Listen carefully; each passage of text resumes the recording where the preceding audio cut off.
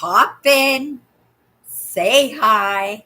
If you haven't come into one of my lives before, hi, I'm Cindy. I explore the inside and the outside, and I am pooped. I have been outside for most part of the day.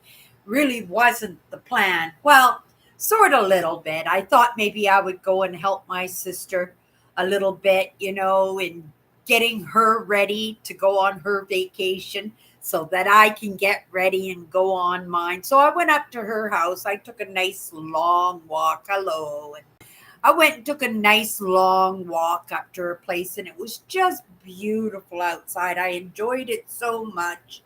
And I've been trying out all my shoes to see which ones are the most comfortable. Which ones should I take for my trip? Which ones could maybe manage a trail? I have my avalanche boots. I suspect when I go hiking out on the trails, those are the ones that I'm going to wear. Not only are they comfortable, but they have really good traction. And on top of that, I'm having a hard time finding pair of my shoes that can actually take a trail, that can make it so I can go on those long walks without my feet aching. It's going into the season where it's going to start getting cooler, and I would very much like to wear my Keen sandals because they are my most comfortable shoe. But again, we're going into fall, and I suspect it's going to be pretty cold out there. So I thought maybe, I would just stick in with the boots. But I do need a pair of good shoes. My shoes are good, but they're not going to hold me out for 8 hours. And they're certainly not going to be able to be right out on the trails. They're pretty shoes, they're not working shoes. So I'm going to keep my eyes open, but I thought today I would try out a new pair of shoes. They're Skechers. Lots of people have a lot of good things to say about the Skechers shoes.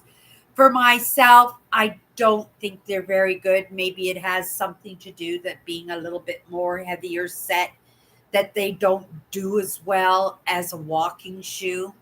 Because right. I only walked an hour and I could feel my feet. And then I walked another hour home. I cleaned the car out, got the car. My sister's lending me her car to go on my trip. If you guys don't know, I go on a sort of sabbatical in September. I've been doing it for years and years and years. It's it's that bag, at the end of that stick, that little gift to myself that I do every year. And I create these magnificent holidays for myself. And this year, I really didn't think I was going to be able to manage it. Everything seems to be falling into place.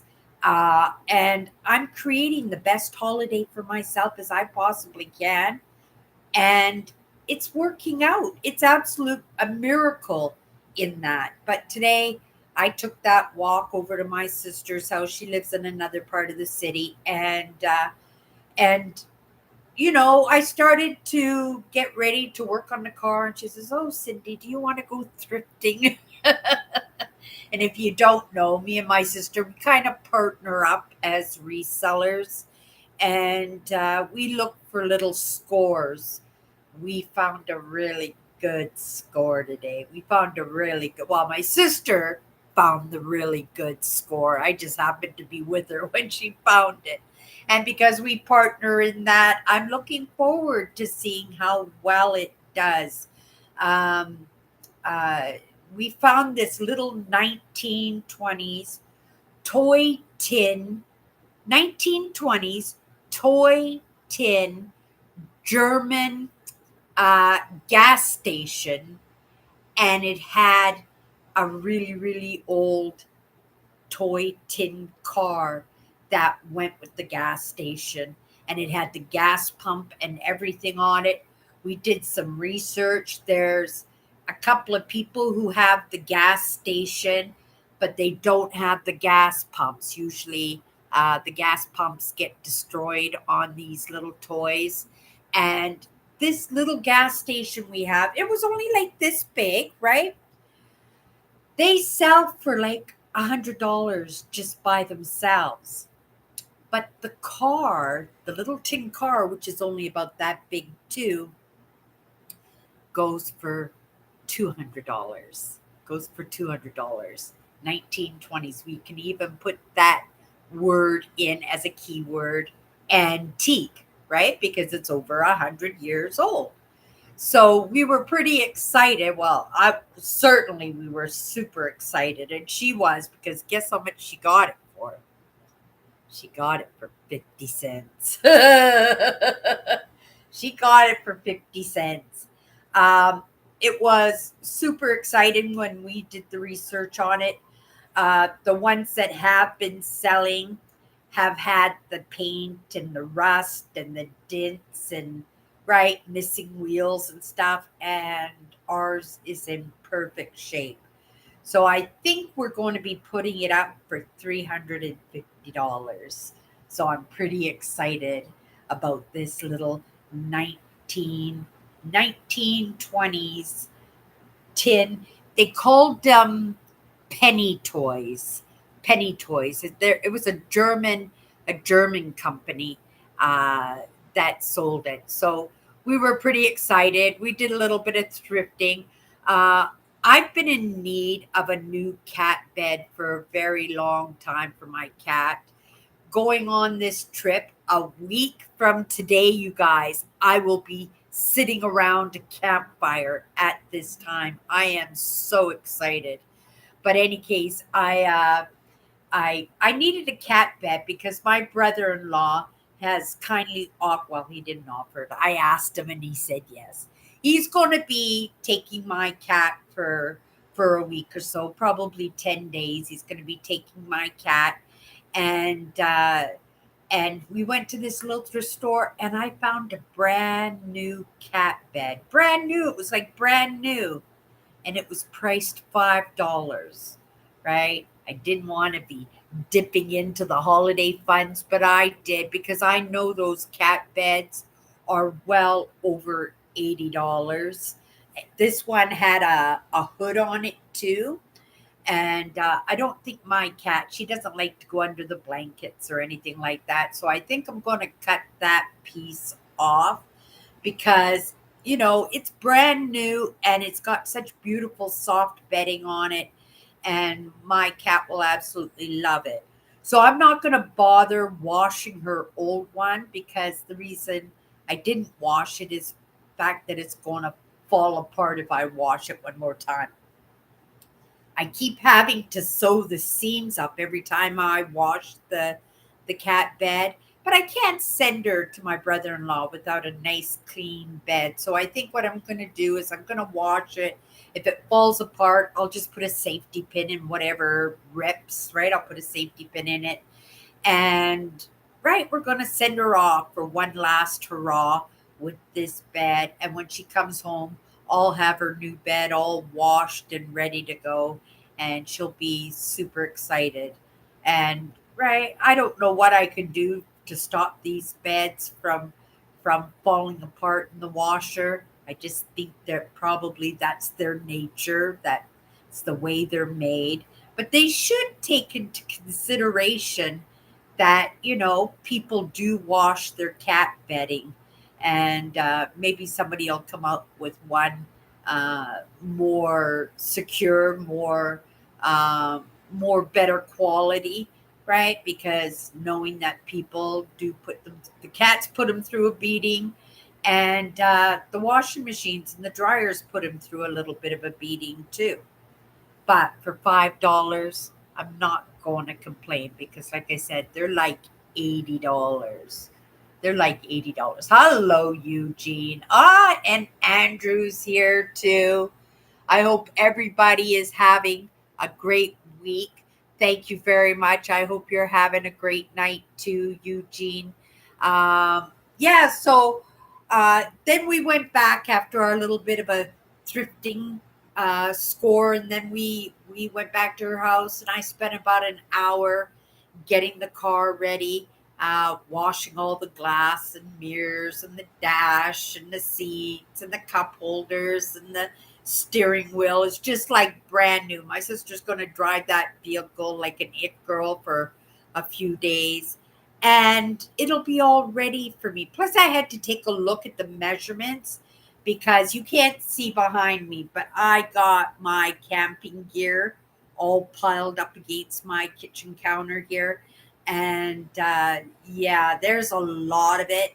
I'm trying to downsize everything to make sure that everything fits comfortably and um, not just comfortably, but handy dandy for me when I need things. I don't want to just stuff the containers and then have to search for everything when I'm on the road. So I want to make sure that there's lots of room. So I took pictures after I was done of the setup and everything, and just so that I can figure out where everything is going to go, that will work for me. This year, I'm not sleeping in the vehicle.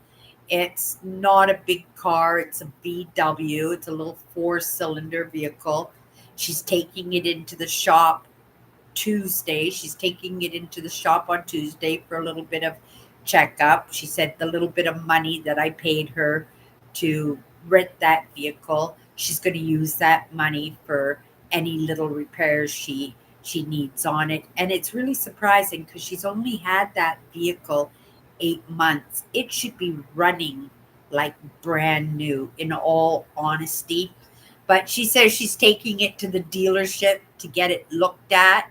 I says, are you really going to do that? Because you know they're going to find something wrong. Even if there's nothing wrong with your car, they're going to find something wrong just so that they can fix it, right? And she says, well, that's why I took it to the dealer where I bought the vehicle, so that I could throw a fit if there's anything seriously wrong. I paid her $600 to let me have the car for 8 days. It might be seven. I'm coming home on the seventh day, but I just don't know if I'm going to have the energy to bring everything up, take the car to the car wash, vacuuming it out, and then, right, take it to her place.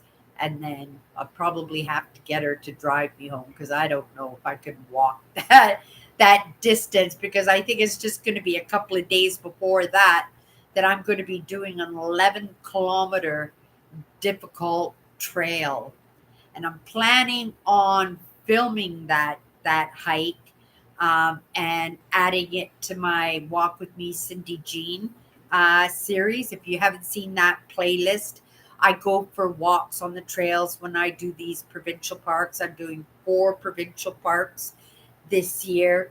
I might do a couple of more parks, but not to camp into them. They'll just be to visit. I think one of them you're not allowed to camp in the park. It's a great big canyon. It's called Quimet Canyon. I will be driving pretty close to it, so I've seen pictures of the canyon. It's like the Grand Canyon, but all green, not deserty.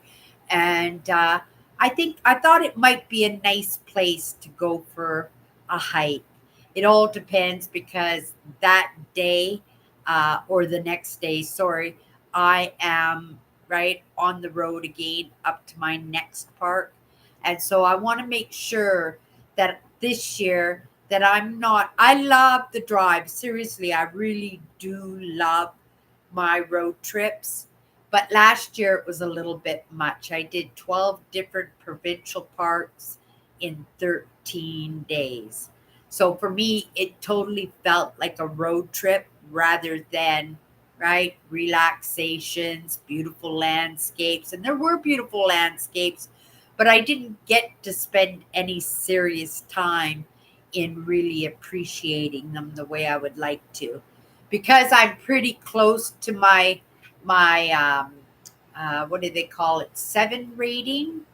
uh, there's different level 7, so there's different levels in Google Map Guides, and I am a Google Map Guides. If you wanted to find me, you could probably find me if you know my name, right? You could find me on Google Maps, and you could save me as a favorite. You can kind of watch my trips, because you can kind of mark all the different provincial parks that I have done over the years, and I review them. I take little videos. I take beautiful landscapes. I think I take beautiful landscapes. If we have an email connection, I always try to make sure that I'm sending email pictures of some of my beautiful landscapes, so that people, and actually Andrew, I sent Andrew an email with my photos not too long ago, and he emailed me back saying that my landscapes were pretty professional, that they could be, right, artwork prints. Um, and I really appreciated that because right, I love taking beautiful, if you can appreciate a beautiful landscape, right, you can picture that beautiful landscape in your vision and in your mind, right? Your vision because you're right there looking at it, but in your mind, just to make sure that you're getting the right angle and stuff. Anybody can take beautiful photographs, but I really appreciated when he said that, my landscapes were pretty professional. I like to do beautiful landscapes because it's important for when people do road trips, and when they do the provincial parks or the state parks, that they have some good referencing when they plan their trips. When I plan this trip, or when I plan my trip any year, I do a lot of research. I watch a lot of other people's videos. I take a look at Google Images. I'll Google whatever park I'm going to, then I'll switch it to images so that I can see all the different landscapes of the park. It is sometimes it's the choice of whether or not I'm going to stay in that park. I think eventually I'm going to try every single provincial park in Ontario. In Manitoba, I have done a few of the provincial parks, but I love the road trips. When I'm in Manitoba, it's the beautiful landscapes. I love farm fields. And if you guys don't know, I'm from Winnipeg, Manitoba. And Manitoba, right up until the 70s, was considered agricultural. So they said like 70% of all the land, like all the land, was agricultural, meaning farms, right? And I love the farms, and I love the people, right?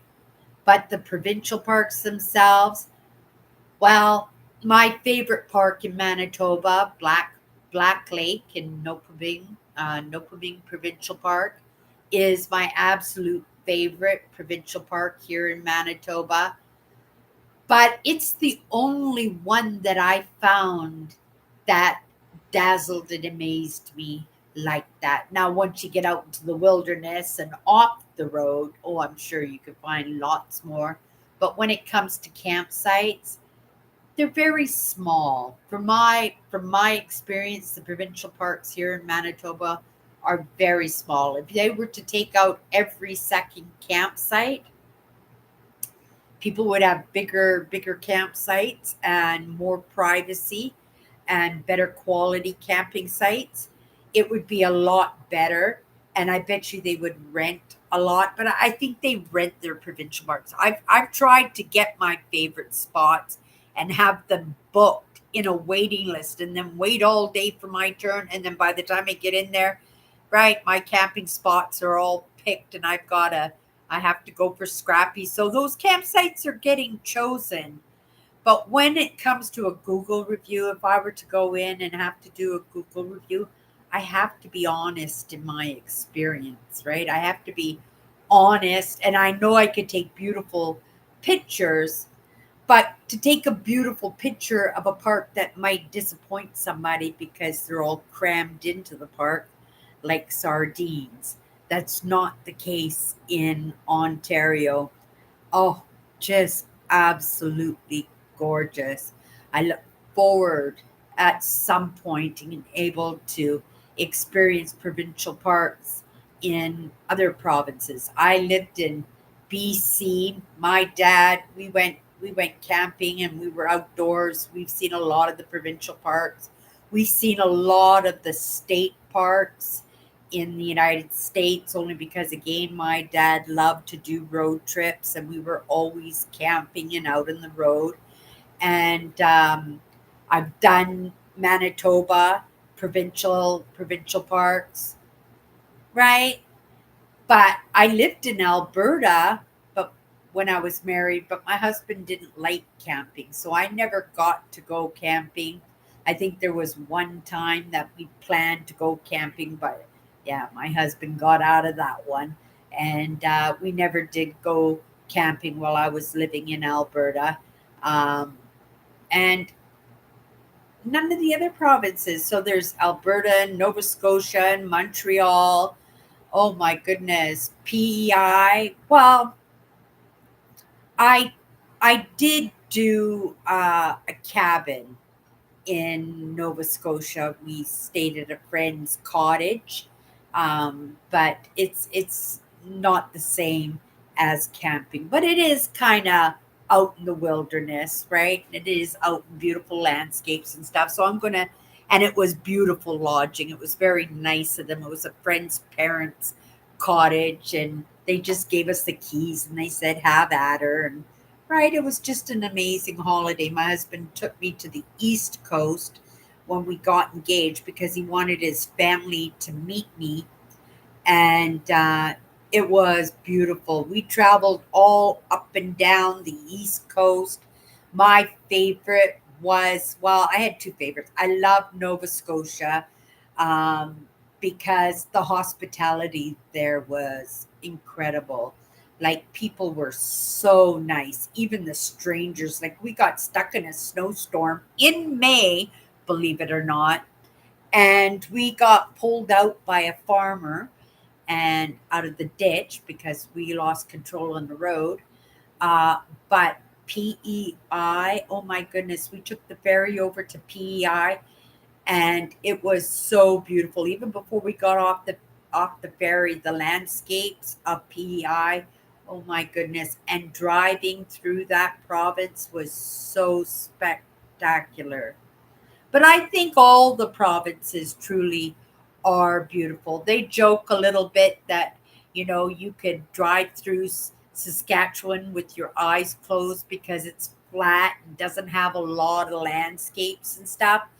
But what they do have is a lot of abandoned in Saskatchewan, and so I loved it, right? Because I'm all about the abandoned churches, abandoned schoolhouses, abandoned houses, right? Lots even abandoned, like, ghost towns.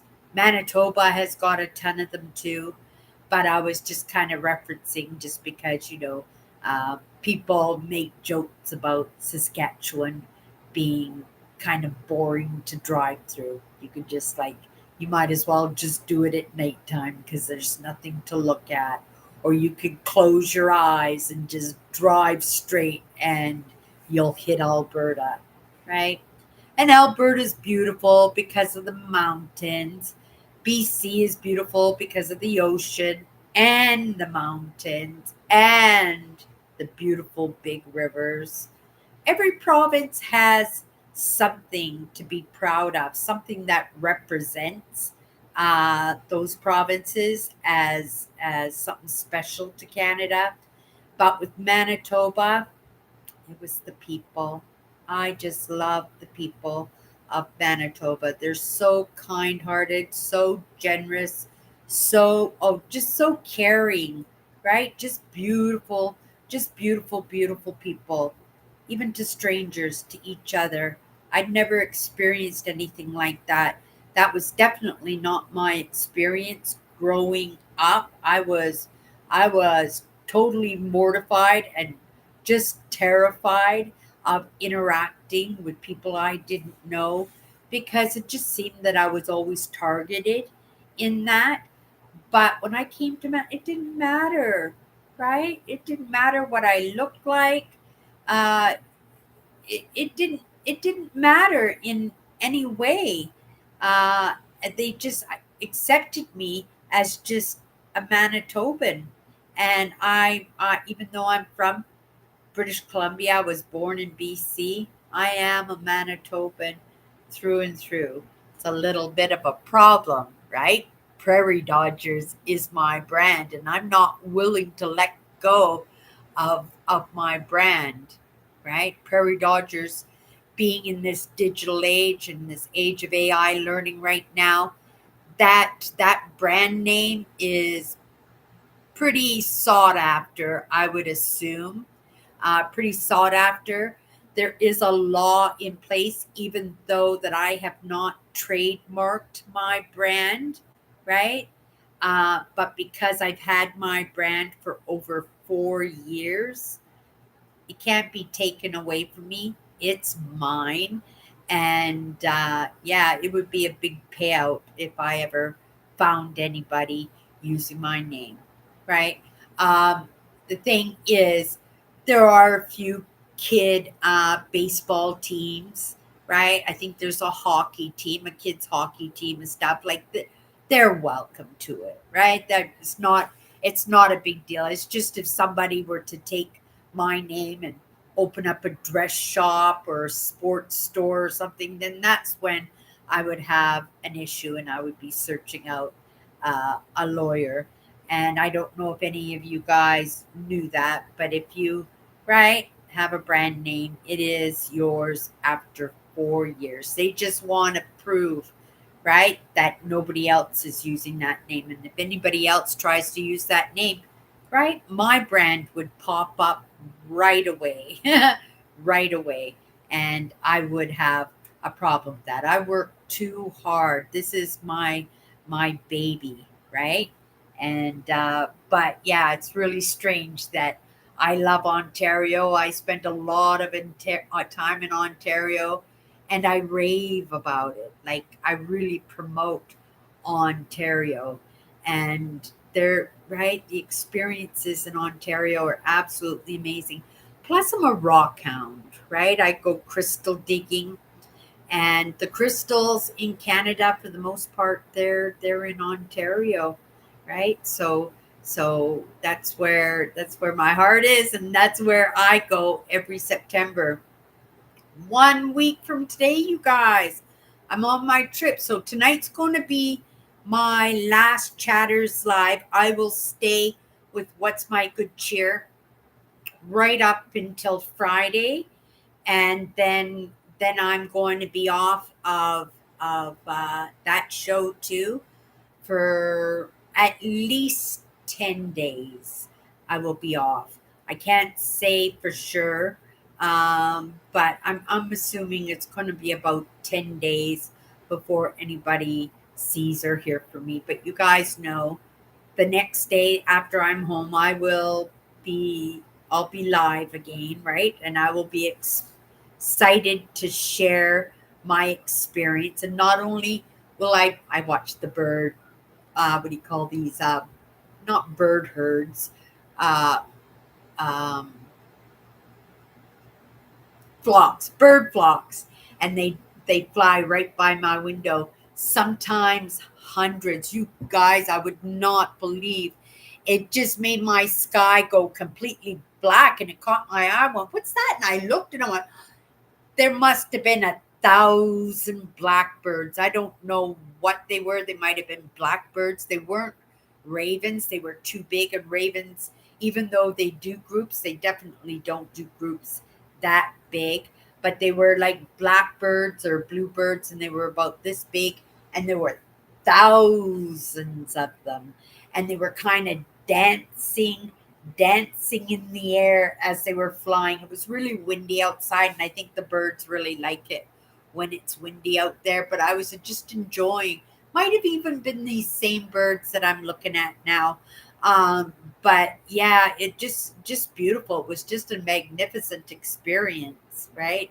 I just love I just love the birds. I'm so excited to connect with Mother Nature, get some fresh oxygen right from the source, right? Right face right up against the tree. I'm a bit of a tree hugger. Even in the city, I am hugging trees. I actually was hugging a tree, and then some guy was coming down the sidewalk, and he was pretty amazed, right? But he made a little comment about, "Oh, the trees are lovely, aren't they?" He said something like that as he walked by me. And I went, "Oh, yeah, they're pretty amazing, right?" I try to hit every tree, as I'm walking home, even if it's just a palm rub or something, and I'll say something kind or something inspirational directed at the trees, because I really do believe, even though I don't understand the birds, or sorry, understand the trees, I believe the trees understand me, right? That's Mother Nature. That's Mother Nature. We are all a part of nature, all of us. And I believe they speak our language. I just don't, right? I think probably maybe at one time we all connected with nature in some way, but in this age that we live in right now, we are kind of spoiled, aren't we? We like to sit in our chairs, watch TV, remote controls, and we don't spend enough time outdoors. But I make that point every single year. And this year I was a little brokenhearted. You guys know I didn't even mention it for like 6 weeks because I had no idea if I was right. I wouldn't say that I was convinced I wasn't going to take that trip this year, but I would have to say, I was a little bit disillusioned that I wasn't going to be able to go on my trip. And just the way things worked out, my sister getting in and having her surgery, and her surgery going well. She had to go back into the hospital to have her sutures and stuff checked out because she's having a little bit of breathing issues, but seems to be pretty common with this operation, that she just has to practice in her breathing exercises. And she's supposed to cough, right, to make the muscles in her chest stronger. So they gave her a heart, a pillow, and it's like a heart, and she has to cough. So she hugs the pillow and she has to cough into the pillow, and it's to help heal and strengthen her chest muscles, right? So she went back in, and she's got a little bit of swelling, and a little bit of breathing issues. But I've been checking in on her every day, and she seems to be doing good. But mind you, my sister Tracy, she's a little sneaky that way, right? She'll say, "Oh, I'm fine, I'm fine." I have to be the judge of that. I have to be the judge of that because I know my sister Tracy. She'll brush it off as if it is nothing. And then the next thing you know, she will find that she's in a situation. And she's also like me in that stress release. She goes right for the sweet. She goes right for her favorite munchies and stuff. And that's not good for her diabetes. So I'm sure she's been de stressing. She's been home for just over a week now. She's been home. And she's a distressor. And when she distresses, she likes to eat too.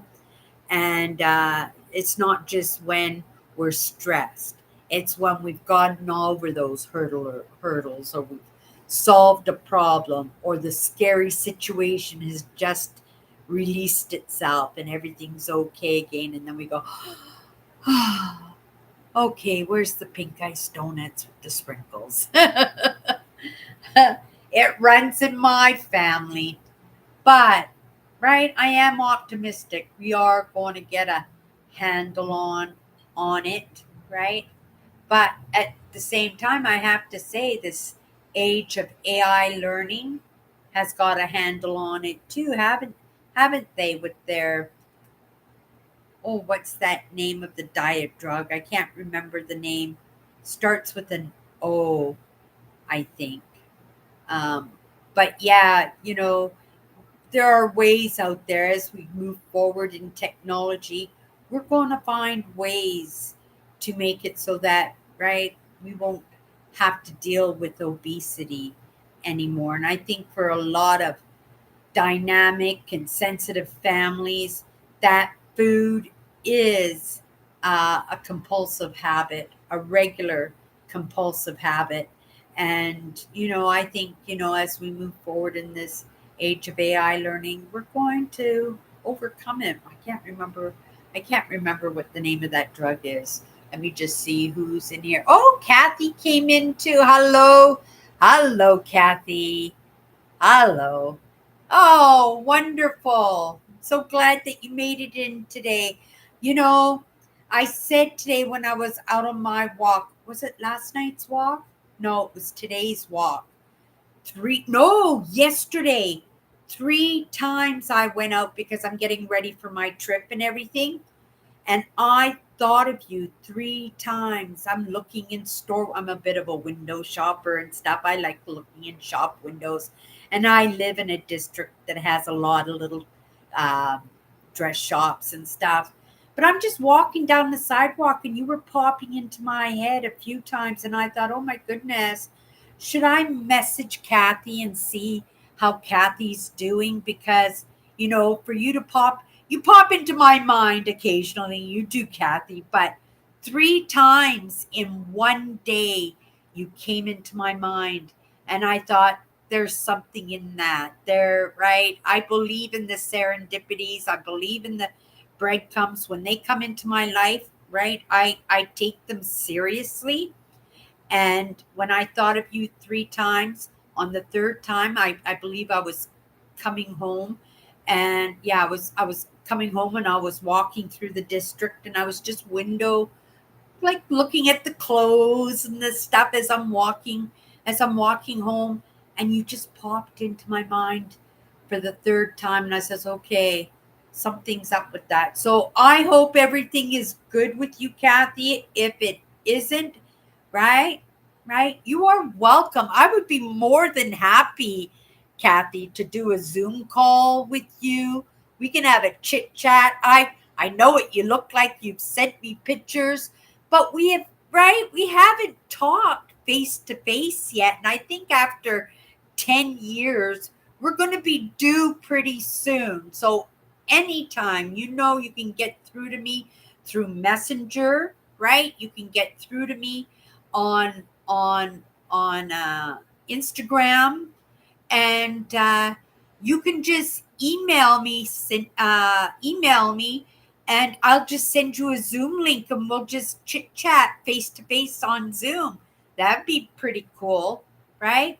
And that way I don't have to wait until I'm truly settled in, right, into my retirement, that I can come and visit you in your beautiful little village. Oh my goodness, so picturesque, belongs on a postcard.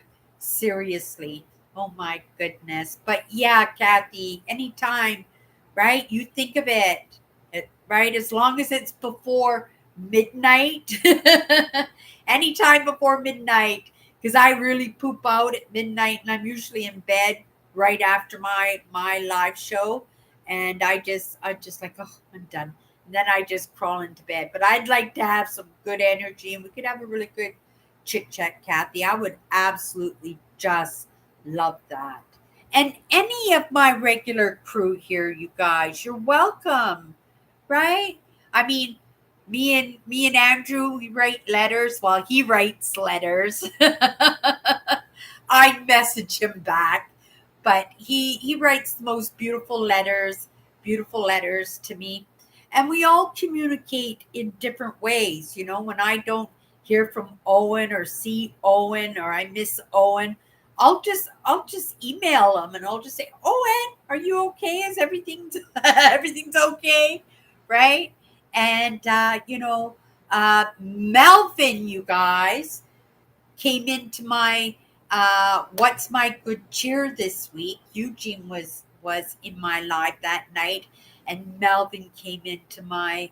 I was so relieved because I was so scared. Like I hadn't seen Melvin in so long that I thought, oh my goodness, what happened to Melvin? Right? I didn't think I ticked him off or anything. Me and Melvin are pretty tight, even though we don't do those personal connections. Right? He's so consistent that I thought, it would be so amazing if I had his address that, if something happened, I could check in on him. But he finally popped in to What's My Good Cheer, and he stayed for my show, but I couldn't concentrate on my show because I was so excited to see Melvin. So excited and so relieved that he was okay because I was really worried about Melvin. Melvin there too. Oh, William's here tonight too. Mm, I made the most perfect coffee. I was saying I walked to my sister who lives in another part of the city. I try to do these long walks whenever possible just to get in shape. And especially as I'm getting close to my trip, 1 week from today, I'm going to be right 1 week from this moment. I am going to be sitting around a campfire. I got my hamburger and I made all my little hamburger patties. My first night, I'm going to have a real hamburger with a real hamburger bun. I have not had bread in 3 or 4 months now. I have not had any bread. It made such a difference giving up the bread again. And I gave up bread for, oh my goodness, I think the last time I gave up bread for 3 years, I didn't touch bread except when I went out on a trip. I was out on the road or something. That's my treat is I can have peanut butter toast when I'm out on the road. But I gave up bread. And then I don't know what happened, but somehow I ended up back on the bread again. And that's when I started gaining the weight again. And not only that, it wasn't just from the bread, it was from the peanut butter. Because if I have bread, you guys know I'm going to have the peanut butter, right? If I was lost and deserted on an island and you said, what's the one thing that you can have? You get one meal for the rest of you.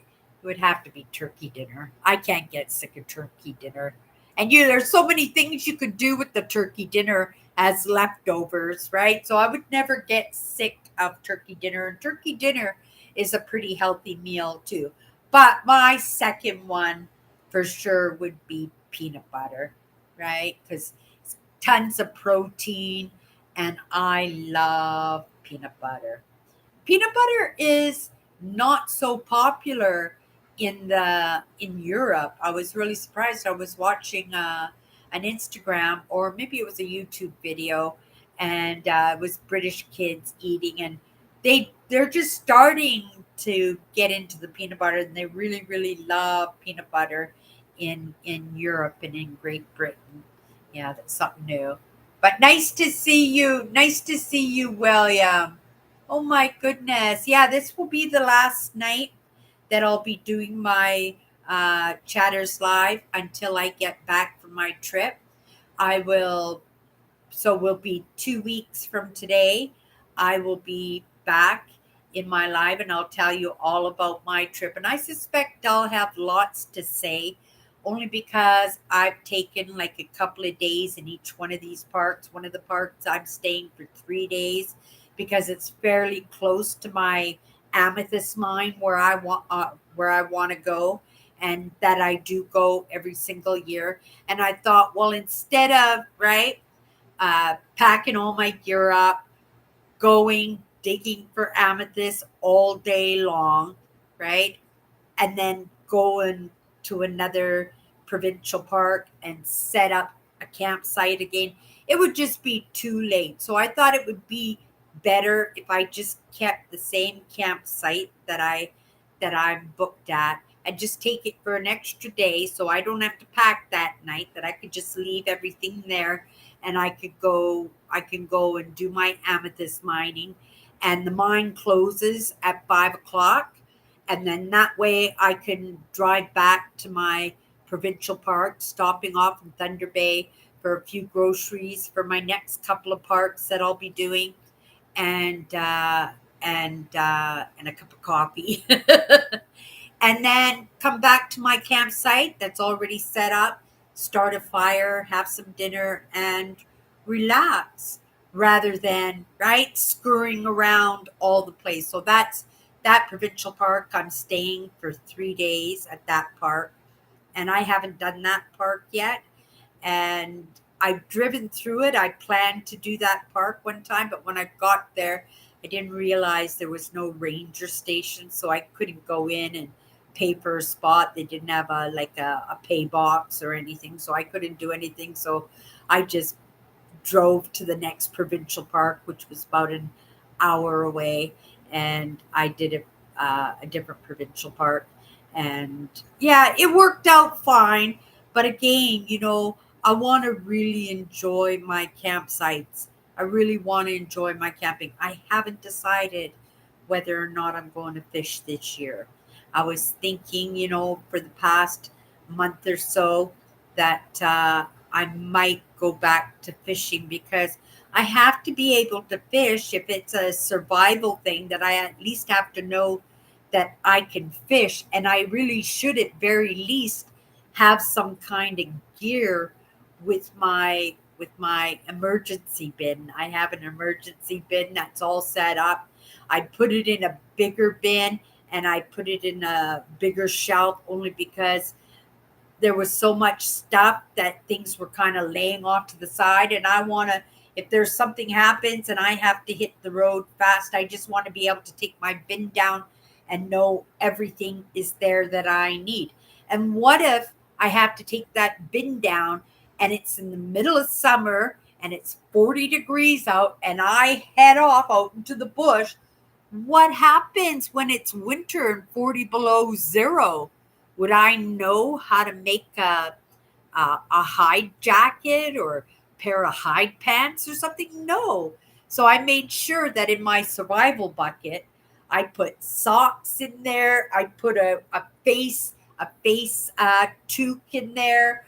I put gloves in there. I put a pair of snow pants in. I changed the smaller bin into something absolutely massive. That's why it needed a bigger shelf too.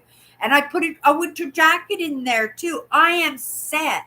I could survive with that bucket. I could build myself a cabin. Seriously, I could build myself a cabin. I've got slingshots. I've got a bow, right? But I don't have a fishing rod. Maybe I'll just get one of those little short ones, just one of those short ones, or at the very least has some fishing hooks and some fishing lines, because I guess I could make a fishing rod out of a branch off a tree or something, couldn't I? I'm so excited. I don't know if I'm going to go fishing, right? Staying in my campsites for a couple of days in each one and 3 days in another. I like the trails. That's why I've been in training. Training without the proper shoes, but training nonetheless. And I'm doing the walks and I'm enjoying the walks, but I am pooped when I get home. I can imagine when I do that 7 hour trail, and that 7 hour trail, it's 11 kilometers. They say it takes about 7 hours. It'll probably take me 8 or 9 hours. I'll have to leave first thing in the morning, and it's rated difficult because the train is like this. I live in Manitoba, so when I go for my walks, I'm walking like this. There is no hills, there is no mountains, right? It's easy walking here in Manitoba, and specifically in Winnipeg. It's easy walking. But if I want to be able to do that trail, I have to have proper shoes and I have to have a little bit of training, right? So I have been doing my long walks, and I enjoy my long walks, but I'll do the very best because I'm planning on filming it. Like I said, it's going to be on Walk with Me, Cindy Jean. You guys have seen that playlist. If you haven't seen that playlist, go into it. It's amazing where I go on the trails and I go for walks on these trails. It's usually the first video I put up for my trip is one of the Walk with Me, Cindy Jeans, because it's pretty easy because I'm just walking the trail. I don't have much editing to do. Sometimes I have to splice some video out. And if it is a 7 or 8 hour hike that I'm doing, right, I'm not going to post a 7 or 8 hour video, but I will make sure that I splice a whole bunch of clips that it's at least an hour or two, the video. And it's going to be pretty spectacular because I'm going to this park specifically to go see the waterfalls. And, I could go to the tourist trap. I mean, it's a tourist trap, right? It's in Thunder Bay. Everybody who does the Trans Canada Highway usually takes a pit stop to go see Kakabaka Falls. I can never pronounce the name. And they're beautiful waterfalls. If you haven't seen that video, you'll find that on my Walk With Me Cindy Jeans, and you'll just just go and find the one titled Kakabaka Provincial Park, and you'll see the waterfalls in that one. But to go out into the wilderness and hike a trail that's actually probably just marks where other people have bushwhacked. So it's not a groomed trail in any way. And so I'm pretty excited. And I'm going specifically to that park because there are a few provincial parks in that area. A couple of them I have done already, but there's a couple around that amethyst mine that I haven't done yet, and I suspect I will do at some point. But this park I haven't done before, and it was the one that I chose, right? So it's a pretty good one too, because as I'm going to the amethyst mine, I have to drive through Thunder Bay, right, to get onto the highway there, because I have to come out of the bush, right, in order to get on that highway. And so I'll be driving on the highway, and I'll be driving right by a coffee shop, and so I can pick up a cup of coffee for digging at the amethyst mine, right? It's going to be a really wonderful trip. And I think, I'm getting better every year. I'm getting a little bit better in filming my experiences when I take these trips. And I think, that because I'm not rushing through every park, that I'll be able to do a better job, not just a better job on the YouTube video, but I'll be able to do a better job in my Google review for Google Maps, because I am a Google guide, right, on Google Maps.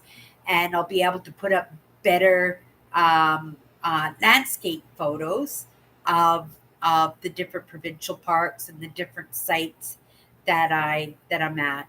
I actually walked home today, and I took a shortcut behind the hospital, because I found a trail when I was visiting my sister. I found a trail behind the hospital that took me alongside the river. And I said, why am I walking on a busy road, right? Like, yes, I'm meeting people and I'm able to stop and chit chat. I stopped with a guy today. He was on the bridge, and I took a shortcut underneath the bridge so I could get onto the other side of the road. I have a little shortcut that I do, and which was the shortcut that I did today. So I could walk along the river, but it made it so I could walk underneath the bridge so I could get onto the other side of the road, so I didn't have to walk an extra block in order to cross the road, right? So, and as I'm walking up the stairs, and there was, oh my goodness, like 100 feet, probably 60 steps.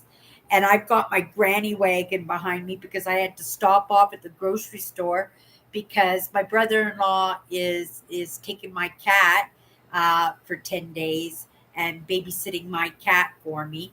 And so I do a bread order for him. So I had to pick up a big bag of flour. So I had a great big bag of flour in my granny wagon, and raisins and icing sugar, so I can make them cinnamon buns, and I can make them pizza dough balls, and I can make them a couple of loaves of bread, and his onion buns. Did I say onion buns? Onion buns, cinnamon buns, pizza dough balls, and a couple of loaves of bread. I usually make them some kosher, because I make amazing homemade focaccia. It's a bread, and I put banana peppers and cheese and feta and peppers and tomatoes and onions and green onions, and it's just amazing, right? But yeah, it's a very expensive one to do. Feta cheese these days, oh my goodness. I remember just a year ago being able to pick up a cheese ball right? To pick up a cheese ball. And I always take the cheese balls and crackers. It's like stop and have lunch. Let's have a snack. And the cheese ball is so easy. You just take out a knife and spread it on a cracker. It makes for a wonderful lunch.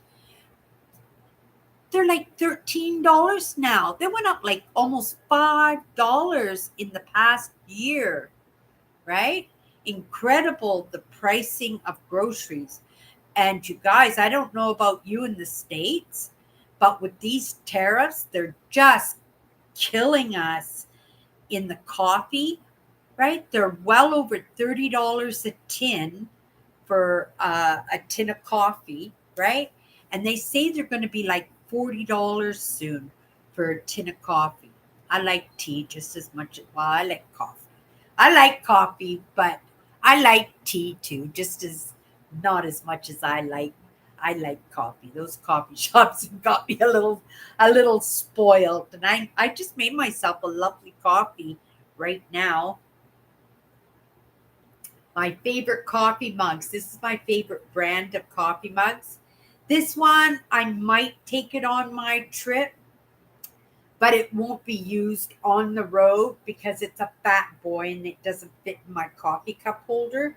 But this is a good one for the campsite, and it might be a good one for the trail. I don't know if I'd take coffee for the trail. I've got a container that's just fluids. I've got grape juice. I've got iced teas and my little mango brisk, right? And soda. I haven't had soda in so long. I bought some Diet Pepsi or Diet Coke, and so yeah, I got tons of fluid. Plus, I got two great big jugs of water for my coffee and tea and drinking when I'm at the campsites, right? Because you really can't use the the water in the campgrounds, I don't think, for drinking. I guess once I get up to the waterfalls and stuff, the water will be good to drink fresh. But I think even then I probably wouldn't. I'll just drink bottled water on my trip, right? But I've got a container that's just fluids, right? I'll probably take some drink crystals with me too. Yeah, it's going to be absolutely amazing. But anyway, I was walking home today and I came up onto the bridge and there was coming up the stairs, right?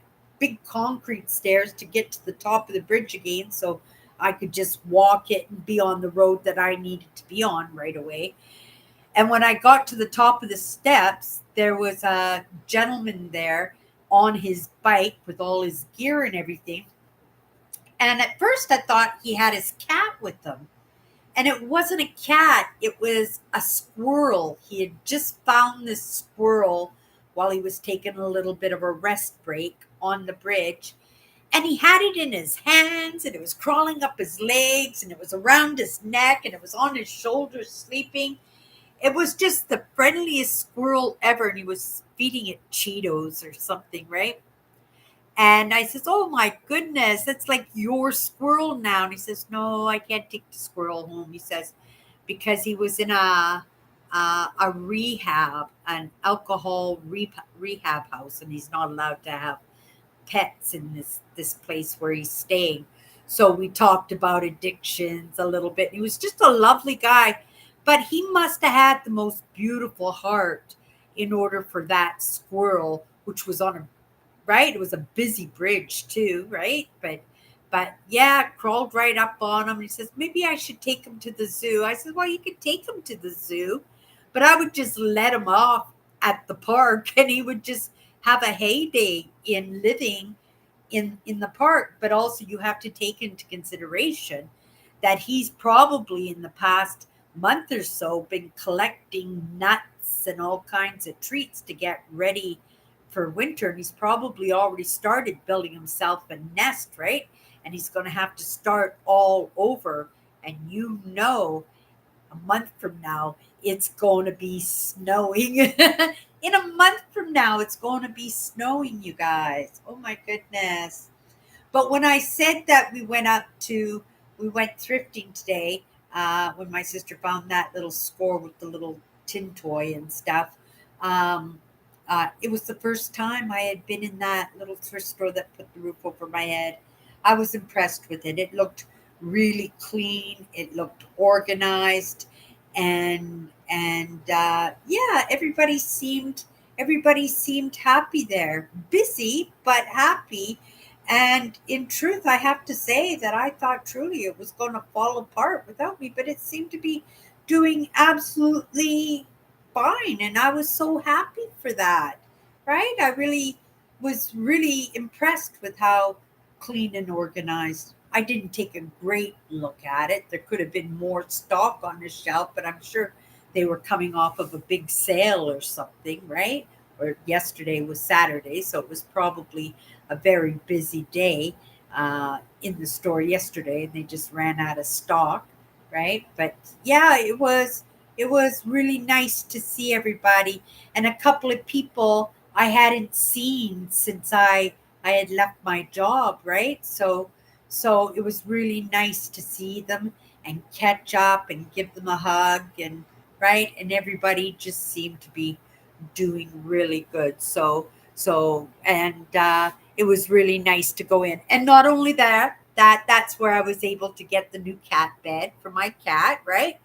$80 cat bed. It probably would have been $100 after the taxes and stuff. It was probably like $89, and then you have to, oh, probably more now that the tariffs are going on. Prices are just killing everybody right now.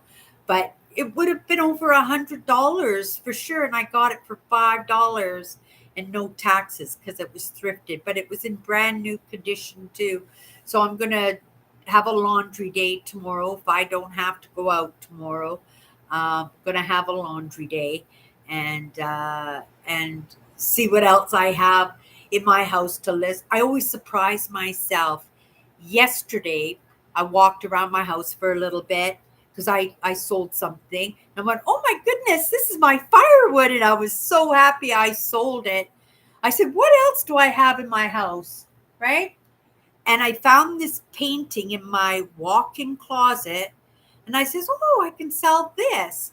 So I researched the name of the signature on the painting, and the painting turns out to be a pretty prominent artist.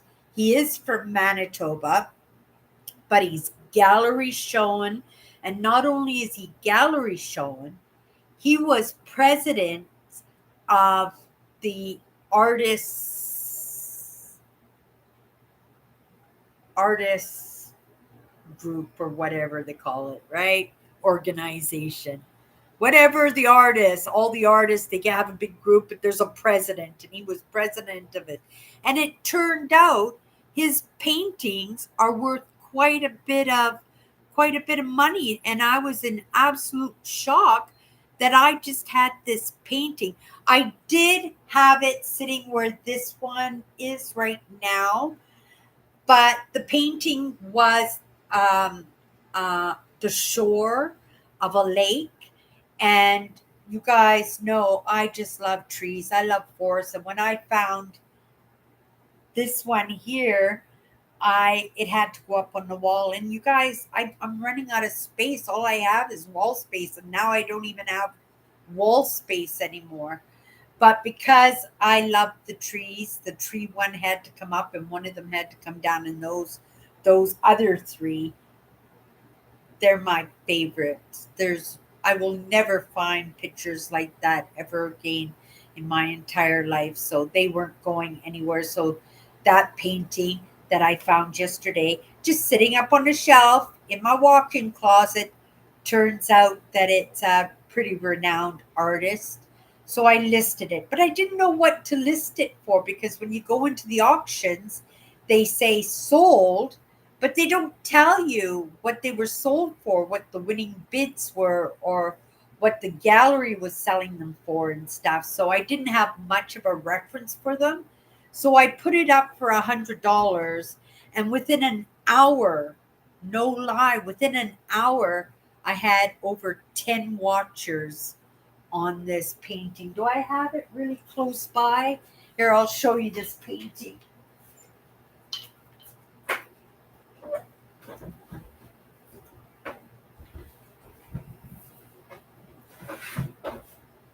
Sorry, you guys. Ah.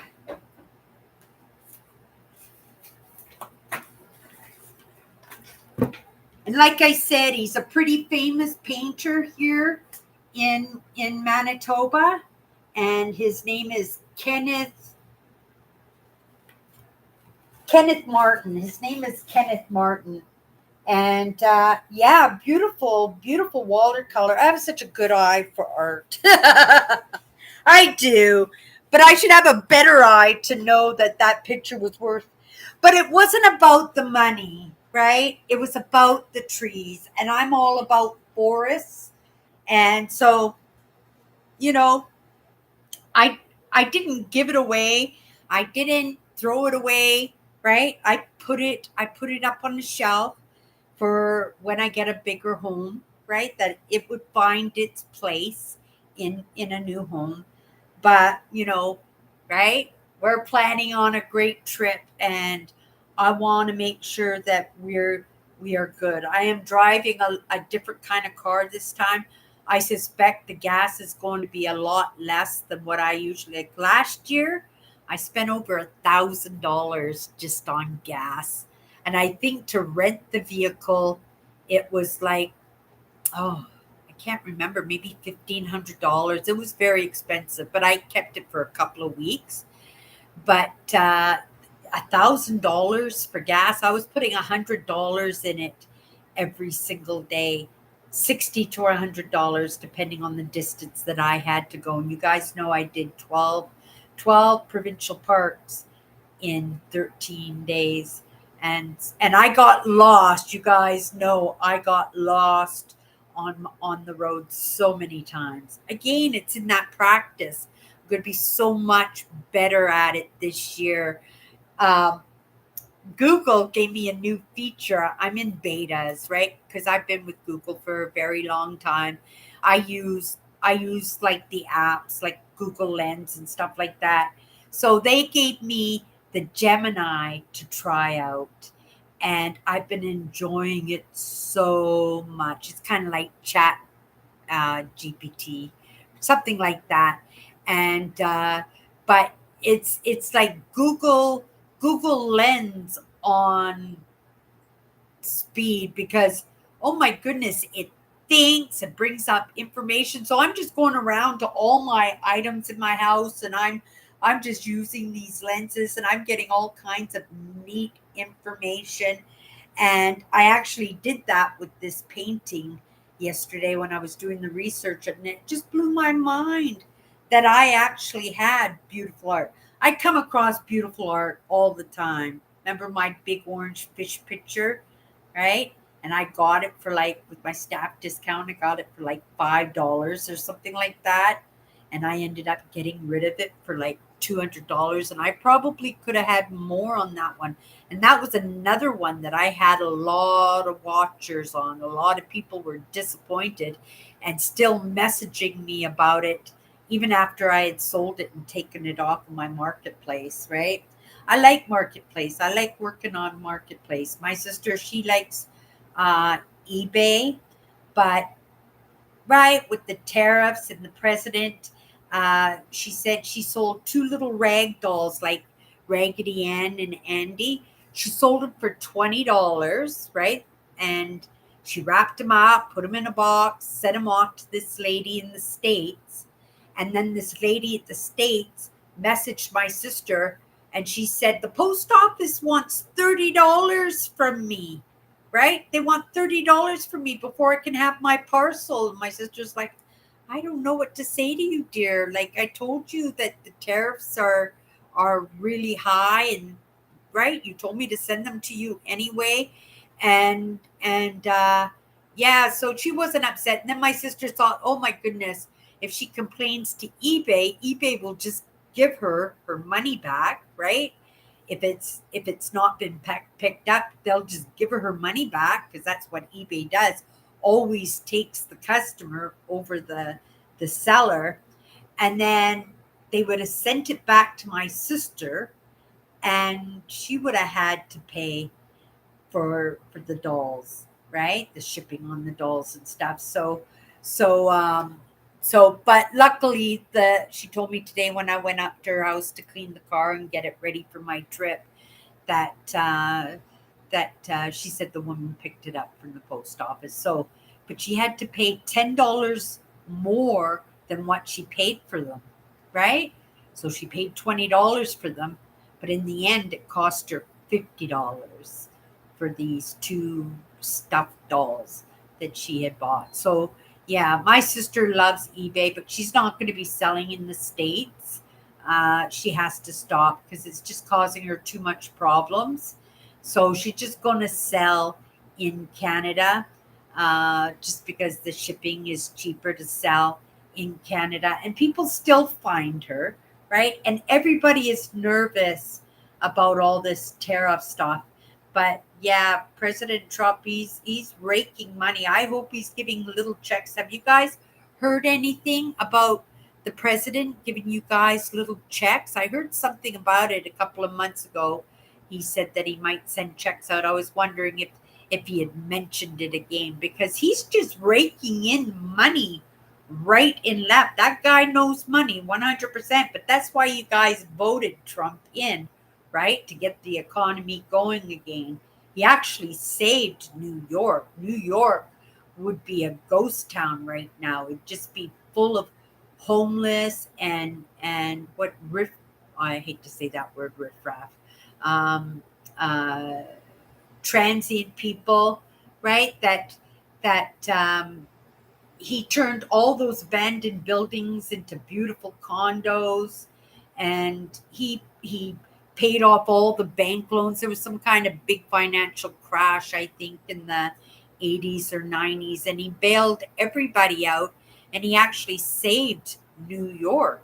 New York would not be what it is today if it wasn't for Donald Trump.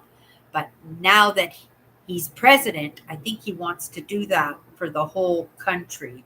So even though it's painful right now, it might be quite beneficial. And if Nancy's out there today, I'm just going to send out a shout to Nancy. She's watching on her phone. She doesn't come into the live shows anymore on YouTube, but she does watch it on her phone, right? So that she can skip through all the commercials and stuff. So Nancy, if you're watching, I hope you're having a great night. Sharon, I hope you're having a great night. Melvin, if you're out there and you pop into my live, I hope you're having a great night. And everybody else, I understand lots of people come in after my live show just to kind of hang out with us and stuff. You're welcome to pop into the comments. I have the best moderators ever, right? And we've been together for a very long time. And in actuality, right, I'm a yapper, but these guys yap too. And let's just go back in the comments here for a little bit. For the most part, everybody's saying hello to everybody. So let's go down to Andrew here. Andrew says, I read recently that peanut butter and jelly sandwiches were served a lot during World War II to sick or wounded soldiers because peanut butter is a protein easily absorbed by the body. Yeah, it has a lot of good fats in it, a lot of nutrients in peanut butter. And, if you grew up as a child, peanut butter was a favorite, right? If you ask the kids what kind of sandwiches they want for lunch, it would be peanut butter and jelly sandwiches. I know peanut butter and jelly sandwiches were my favorite sandwiches when I was a kid and I went to school. I didn't get them lots. Most of the time it was mustard sandwiches or sugar sandwiches, right? If we had sandwiches at all, lots of times I'd go to school all day and not have lunch, right?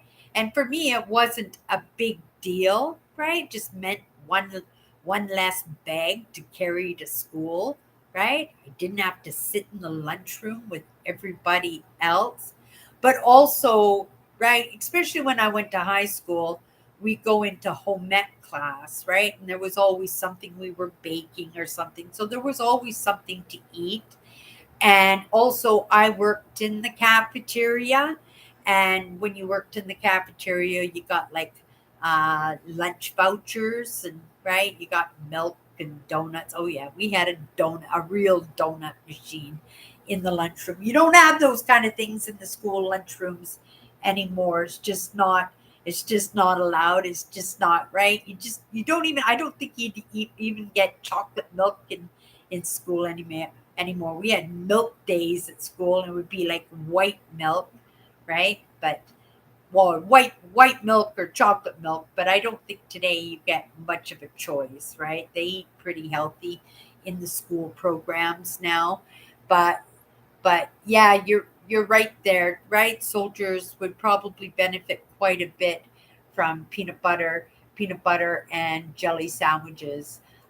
News to me, but if someone wants to send me money, I'm not turning it down. I reminded of a phrase I like: don't applause, just throw just throw money. Oh, isn't that funny that you say that, Andrew? Because yesterday I got hooked on for about half an hour and I've been watching the powwows, right?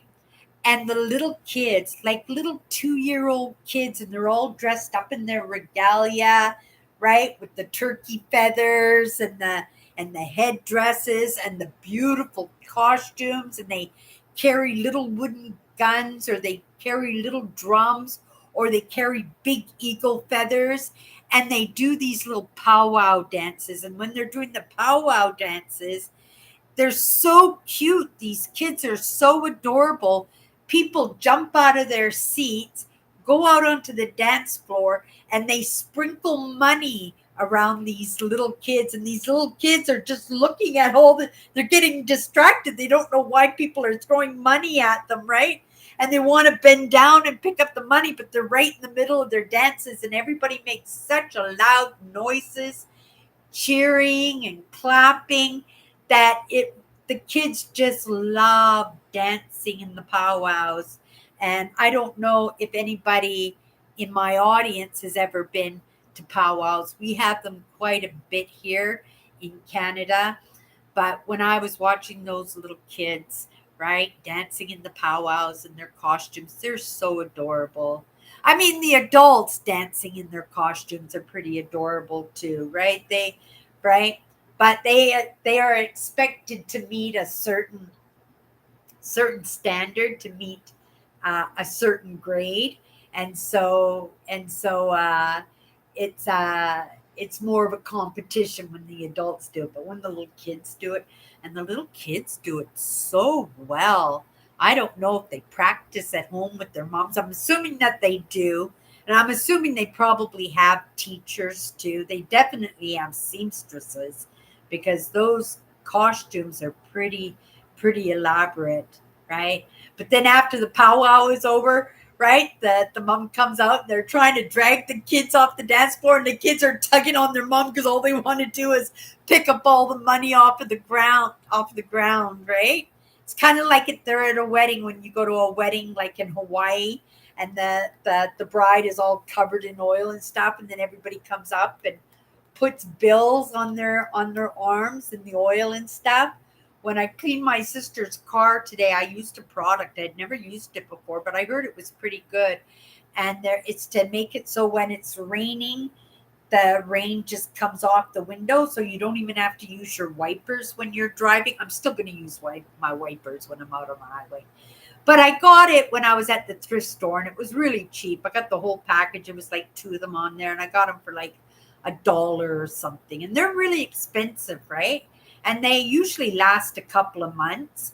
So I had this in my gear. So when I went up to clean my sister's car for my trip, I did the window with this stuff. You have to wipe the window this way, and then you have to go back with the next wipe, and you have to wipe it this way, and then you have to use water and paper towel to get all the streaks out of it.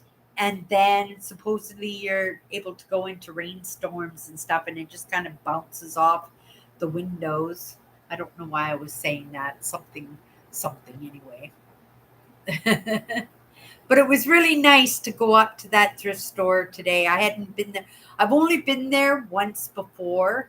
A couple of weeks after I quit my job, I went up there to look for a keypad for my computer. I just put the on-screen keypad on there. Quite often, if I have to use the keypad, I might as well just use my laptop.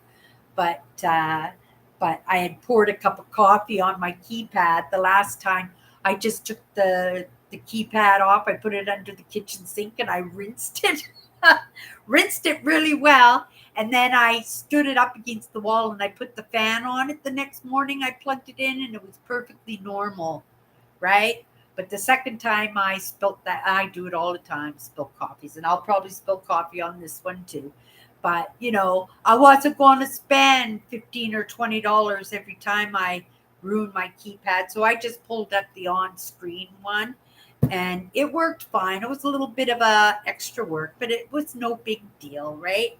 And then today, when I was up at the thrift store, I just kind of looked through all the keypads, and there was one looked pretty good, and I like Asus. Asus is a good brand for me, and so I grabbed it. It was only $3, so I grabbed it, right?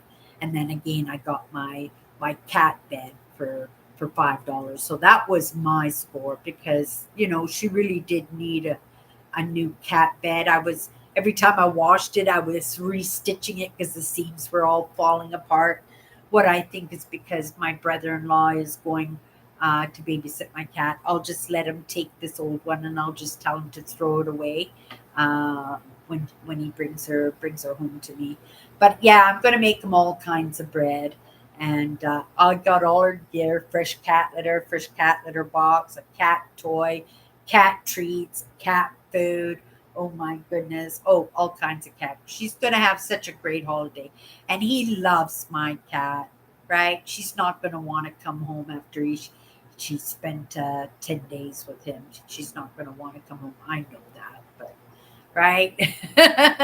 But I'm happy. I would much rather that she goes somewhere where she'll be happy rather than having, maybe one of the little old ladies in this building come in once a night just to fill up the cat food dish, right? And then for her not to get any attention and be all by herself for 10 days. That's not very nice. This way she'll still get lots of love because my cat loves love a lot more than she loves food. And she loves food. She does love food. Okay, let me have a sip of my Oh my goodness, 8:58 already, you guys. Oh my goodness.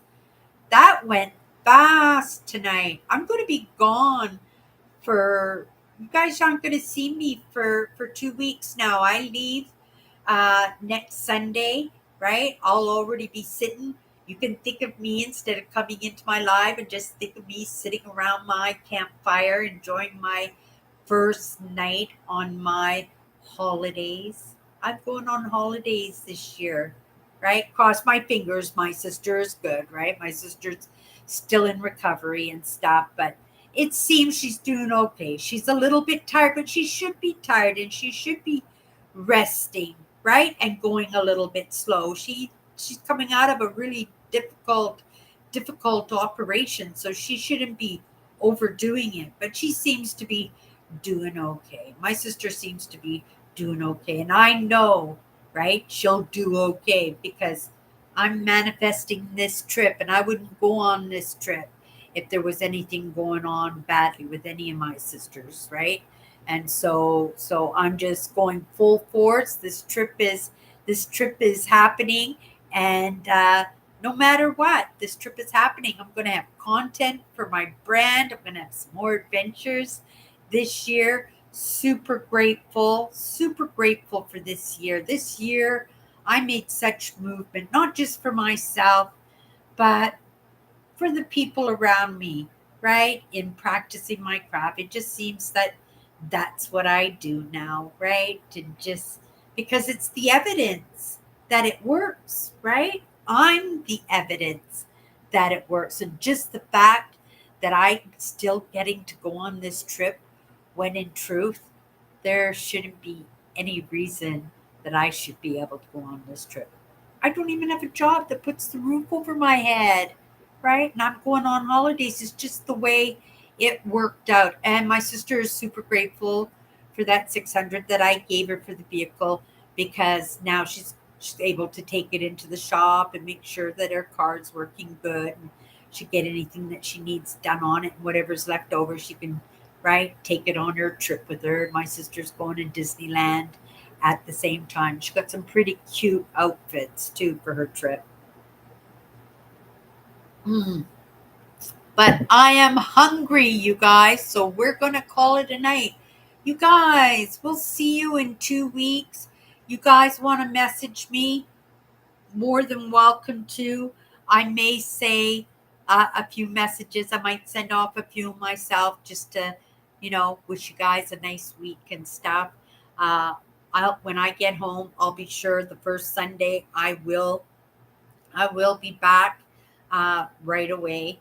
I won't be home until Monday night, but but it'll be the following Sunday, so I'll be gone for 2 weeks. I hope you guys have let's say have an uneventful week, unless something magnificent happens. And I wish a lot of magnificent in your guys' life this next couple of weeks. Yeah, we'll see how the next couple of weeks go for everybody, right? You're part of my group. There's got to be some good coming into your lives too.